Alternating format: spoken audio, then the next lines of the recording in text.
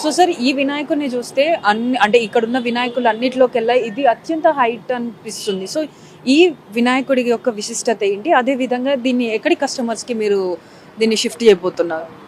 ఇది మనం బేగం బజార్ నట్టుపాలెం అనే ఉంది. వాళ్ళు చాలా యూనిక్ గణపతి పెడతారు, మా దగ్గర నుంచి తీసుకుంటారు.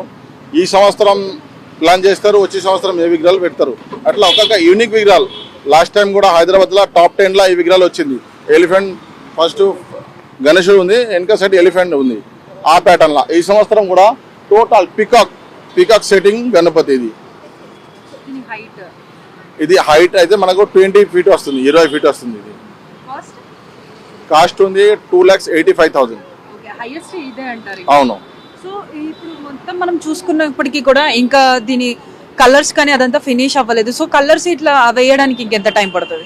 పికాక్ మన ఫోటో చూసి చేస్తున్నాం కదా, పికాక్ ఎట్లా కలర్ ఉంది ఆ కలర్ ప్రకారమే మనకు ఇది వస్తుంది.